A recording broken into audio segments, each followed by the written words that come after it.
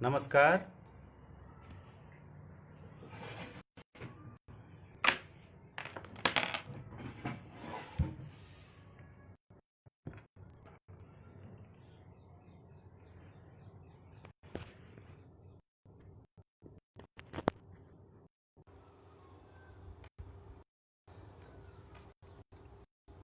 नमस्कार।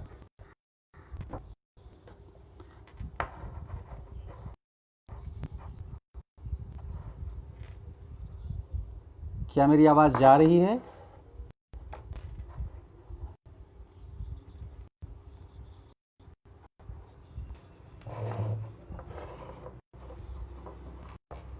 नमस्कार।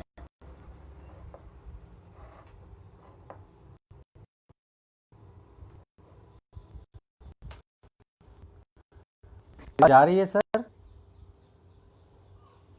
शुक्रिया। मैं अपनी पहली कविता पढ़ता हूँ जिसका शीर्षक है मनवर। मनवर एक नदी है और अभी बिल्कुल परसों की ताज़ा खबर ये आई है अखबारों में और कई जगहों पर थी और इसको पुनः जो है जिंदा कर लिया गया है। मेरा जन्म मनवर नदी के किनारे ही हुआ और ये मेरे एक संग्रह जो साहित्य अकादमी से प्रकाशित है, अंतिम विदाई से तुरंत पहले उसकी पहली कविता है। मनवर। मनवर किनारे के दाह संस्कार निर्बसिया के जीवन की साध चोटती है। दशरथ ने पुत्र प्राप्ति के लिए इसी मनवर के किनारे में एक शानदार यज्ञ किया था। लोग और आख्यान ऐसा ही कहते हैं। फिर भी रीति के चलते अपार प्रार्थनाओं के बाद मिले राम को वन भेज दिया। हालांकि दशरथ स्वयं ही न सके, चले गए, लेकिन मनवर पवित्र और पूज्य हुई। दशरथ ने तुल में एक एग्जाम्पल सेट कर दिया। कई दशरथ से आकांक्षा रखने लगी। कई पिता दशरथ से आकांक्षा रखने लगे राम से आज्ञाकारी पुत्र पाने की, जबकि वे स्वयं दशरथ से वही जीना चाहते हैं, सुख चाहते हैं। इसीलिए आज तक दूसरा राम पैदा नहीं हुआ। राम तो दूर, दशरथ होना भी मजाक नहीं है। यही गाती मनवर नदी बहती रहती है, राम राम कहती रहती है। ये मेरी पहली कविता थी, आप लोगों ने सुना होगा। कुछ कमी हो तो भी बताइए आवाज़ में, या क्योंकि मैं बहुत ये फेसबुक वगैरह पर तो मैं बड़ा जा रही है मेरी आवाज़ सर। दूसरी कविता मैं पढ़ता हूँ।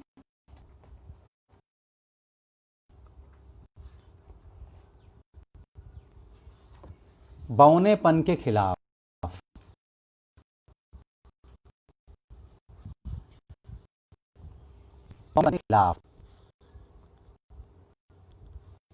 लंबाई, ऊंचाई और विशालता नवीन जीवन मूल्य हैं। शॉर्टकट और ओवरब्रिज इन मूल्यों को हासिल करने के नए रास्ते। इन्हें जीने वाले नए मनुष्य नए राग भैरव के साथ। समुद्र किनारे किसी पुलिन पर बैठ महसूसता हूँ विशाल बौनापन।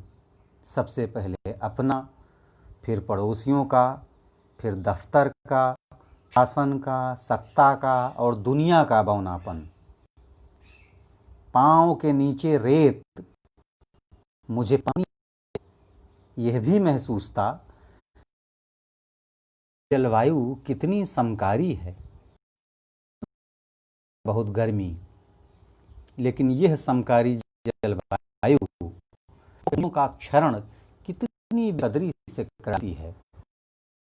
को कूड़ेदान की तरह इस्तेमाल करने वाले लोग तत्वों में जा रहे, महज अधोवस्त्रों में शुद्धता नापने विशाल जल के खारेपन की।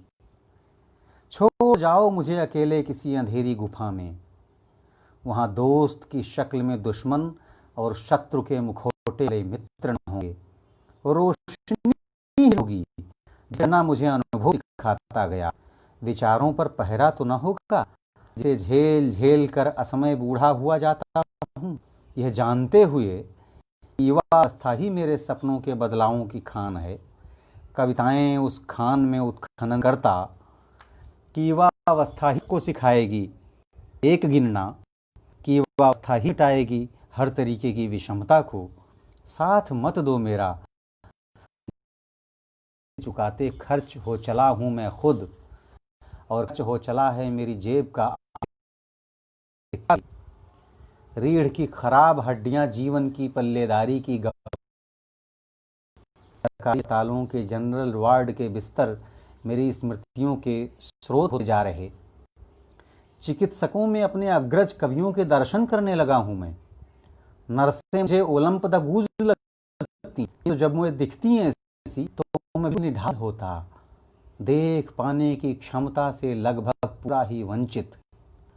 उनसे क्या कहता, किस मुंह से कहता कि आगे बढ़ो, मैं तुम्हारा अनुचर मात्र उत्सर्ग करने को तत्पर हूं, कि तुम समानता की लड़ाई की सकीली मशाल हो, कि तुम दुनिया की उन सारी स्त्रियों की तरफ से हो जिन्हें यह पता भी नहीं कि उनकी तरफ से भी है कोई है कहीं, जिन्हें यह तक नहीं पता कि लड़ाई क्या है और है कौन भला किसकी तरफ।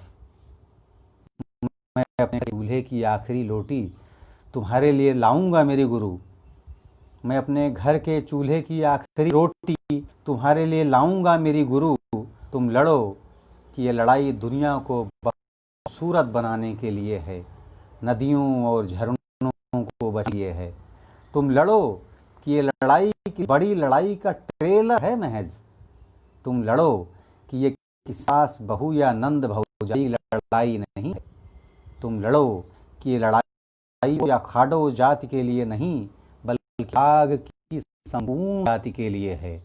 तुम लड़ो कि लड़ाई हर तरीके के बौनेपन के खिलाफ है, लंबाई, ऊंचाई और विशालता के बौनेपन के खिलाफ। शुक्रिया। अगली कविता पढ़ता हूं। प्रेम भारद्वाज जी अब रहे नहीं, बाकी के संपादक प्रकाशित किया था, मुझे बहुत मानते थे। कुर्सीधारी का शब्दकोश। एक काल्पनिक देश और कल्पित समाज में हेरा फेरी कर पाया हुआ कुर्सीधारी बिल्कुल बर्दाश्त नहीं करता हेरा फेरी को।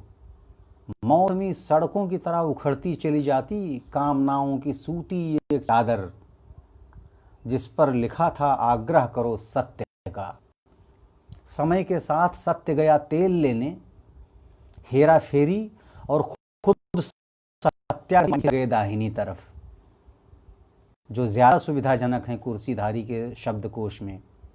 इसीलिए ढल गए सुविधा में, क्या कहूँ अभिधा में। चिन्हता था जिन्हें ईमानदारी के पर्याय में, ढह गए वे कुर्सीधारी के साथ महज एक चाय पर। टूट गई उनकी सारी प्रतिबद्धताएं, टूट ही नहीं उलट गईं। बिला जाए जनता चाहे धंस जाए व्यवस्था, फर्क नहीं उन्हें, वो बहुत ही ऊंचा सुनते हैं अब। पंचायती राज में राजा की पंचायतों के खूब तमझाम हैं, झालर झूलती राजा के नाम की प्रजातंत्र में।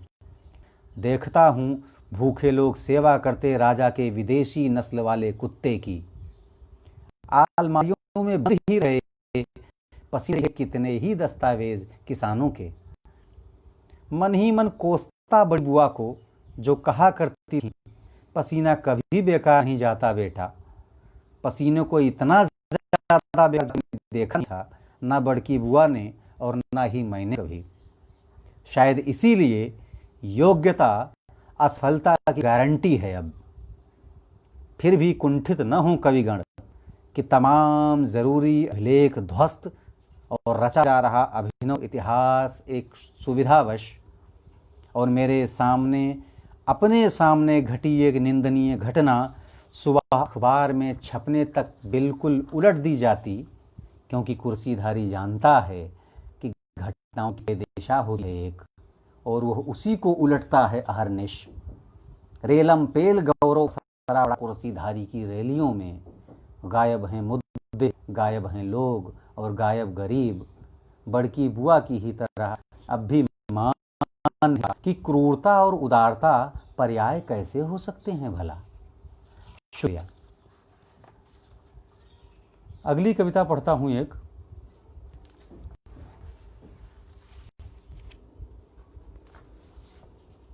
दरवाजे।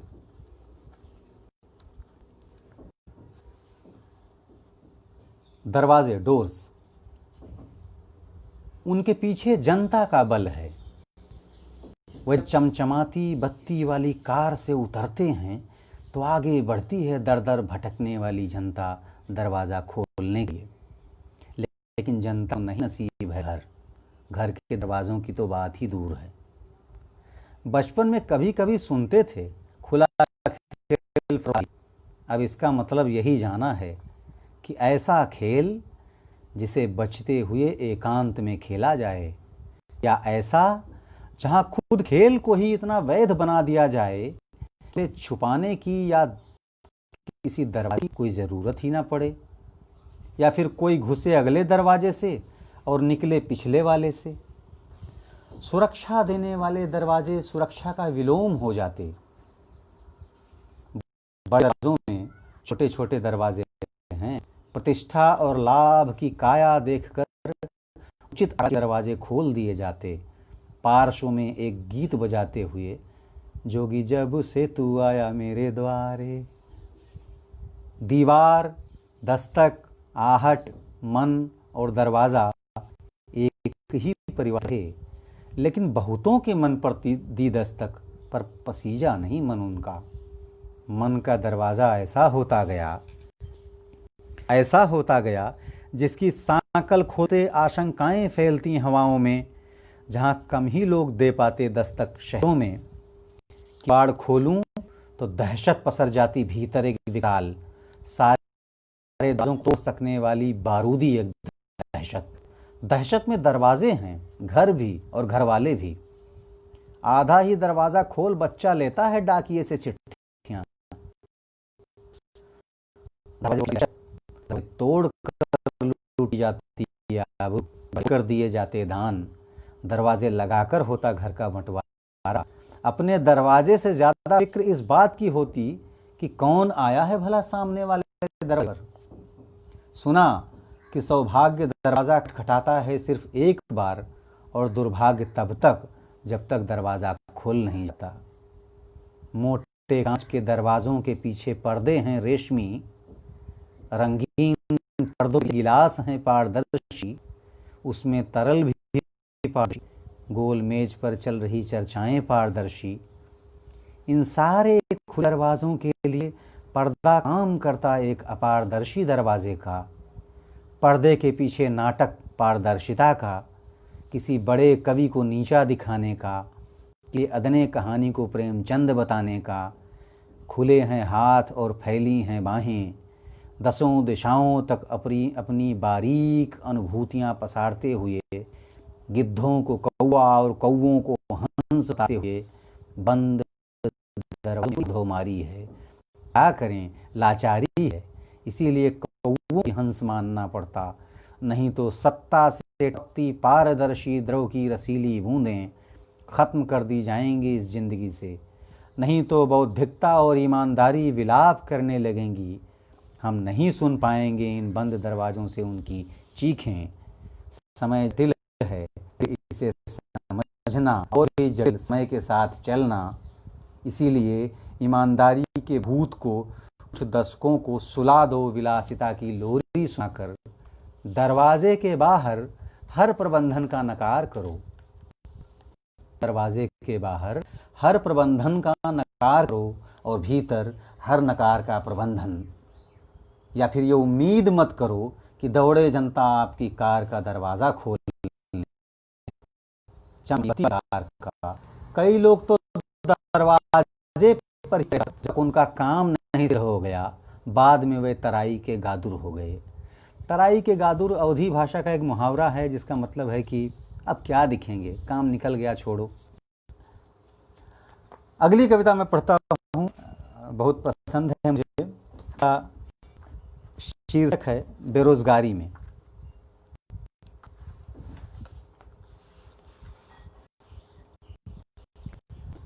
बेरोजगारी।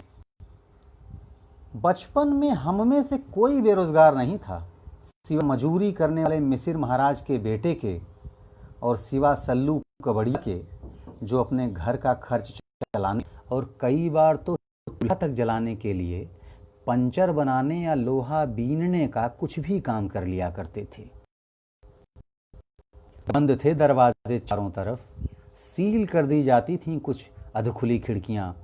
मुझे एक भीतरी स्नेह रखने वाले तमाम लोगों के लिए मेरा सामने आना किसी परीक्षा पढ़े जाते रोजगार समाचार बाँच बाँच कर जोर जोर से हम सभी हॉस्टल वाले दोस्तों के